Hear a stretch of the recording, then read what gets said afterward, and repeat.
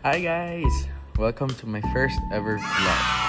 Ang funny lang kasi the same time last year, I was planning to start the year this year doing more contents and having my first vlog, doing a lot of things na pwede kong i-post because that's something that I really wanted to do for a long time. But siguro stubborn lang ako or hindi rin talaga ako a camera person na stopping to take pictures or inserting sa time mo yung nagva-vlog ka or nagka-content ka, because I'm a type of person who just wants to enjoy what I see, where I go, and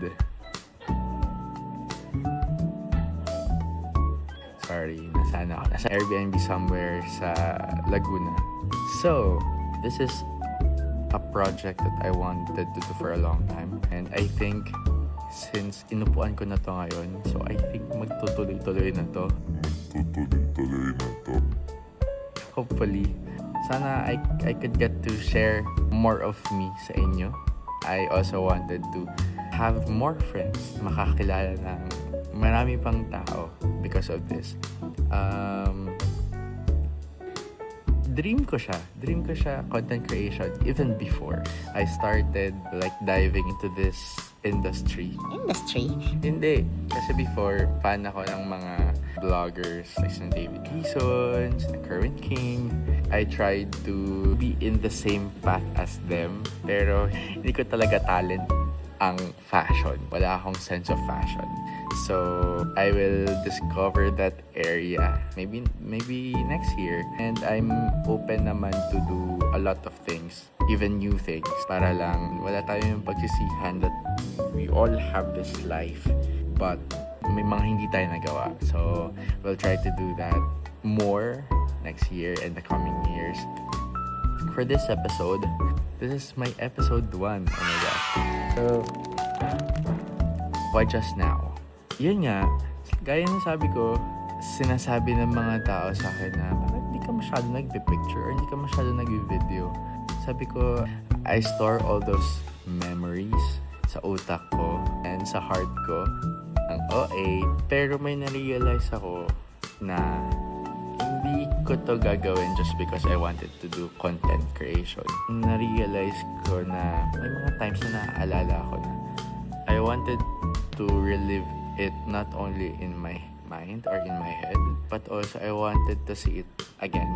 I think taking pictures and taking videos of the events you wanted to have a core memory of is essential para sa'yo kasi there's joy on reliving those memories. Also, if I'm gonna be doing this a lot, siguro I'm gonna also invest in this content creation. And ngayon, wala pa akong anything. I just have my phone. Wala pa akong camera. Wala pa akong vlogging equipment. I'm planning to invest. Mga mics. Yes, yung mga nandito. Di ba? Very, vlogger. I think there's a lot in store for me for 2026. Not because lalapit na lang sila sa akin or nakakahi na sa harapan ko, but I will make them come to me. I'll make more of the choices. I'll make more of the decisions. I will attract more things to come to me, lalo na yung mga bagay na gusto ko. I hope lang na maging successful to. Hindi lang siya episode 1. I hope na masundan to by next year. Marami akong gustong gawin. Marami akong gustong ma-achieve. Marami akong goals. So, having this first episode is a really big step, knowing na, yun nga, hindi ko mabigyan ng oras to for the longest time. Pero, here I am, nasa event, wala sa safe space ko. But still, since tulog pa yung mga kasama ko dito, kasi we had our Christmas party here in Laguna. I just hope na whoever watched this video would support me on this journey. Sana makilala ko kayo. You can leave a comment below na, hi, I would wait for your next video, for your next content. I'm gonna be talking about what's more kung ano ba yung mga abangan natin, challenges, goals, like Vision Board 2026. I would talk about that so that in line tayo with what I want in my life. And I want you guys to come with me in this journey. Yes. I'm gonna see you guys soon. Kapag lumaki tayo or anything, edi happy. Baka mamaya, sali na ako sa mga events ng mga content creators. Sana mabalikan natin ng video na to and we'll tell na, oh my gosh, we're there. It's a position na we talked about today.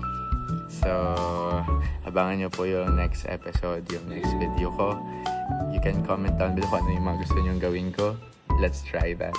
Maraming salamat po sa panonood. Thank you so much. I won't be here without you guys. Maraming salamat. Bye-bye.